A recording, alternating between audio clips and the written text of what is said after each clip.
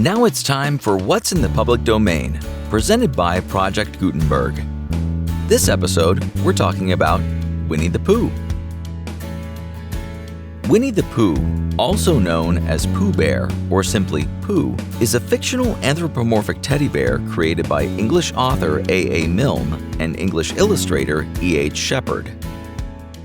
A. Milne named the character Winnie the Pooh after a teddy bear owned by his son, Christopher Robin Milne, on whom the character Christopher Robin was based.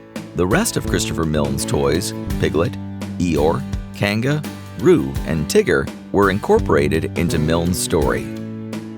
Christopher Robin Milne's stuffed bear, originally named Edward, was renamed Winnie after a Canadian black bear named Winnie, after Winnipeg, which was used as a military mascot in World War I and left the London Zoo during the war. The Pooh comes from a swan the young Milne named Pooh.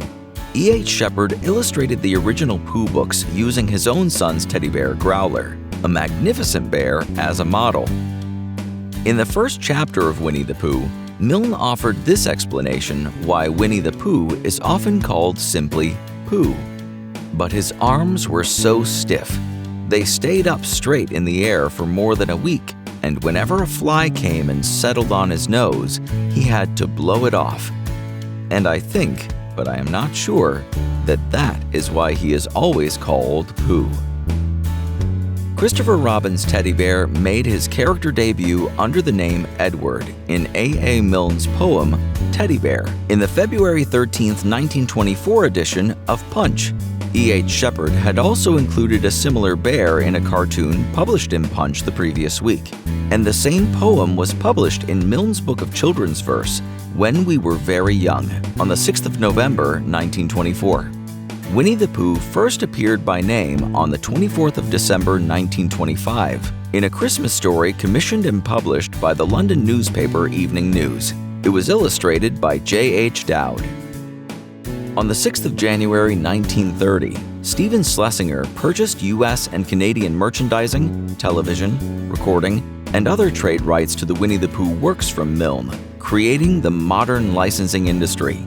After Schlesinger's death in 1953, his wife, Shirley Schlesinger Laswell, continued developing the character herself.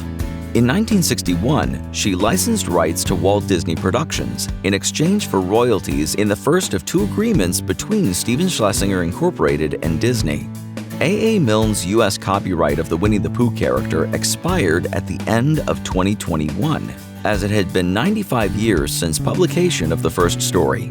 The character has thus entered the public domain in the United States, and Disney no longer holds exclusive rights there.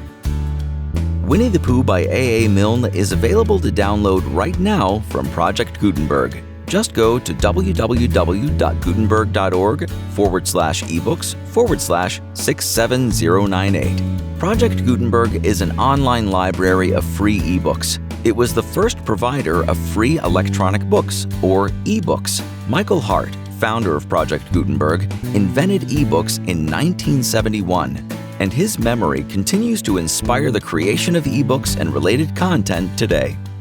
What is a public domain book? A public domain book is a book with no copyright, a book that was created without a license, or a book where its copyrights expired or have been forfeited.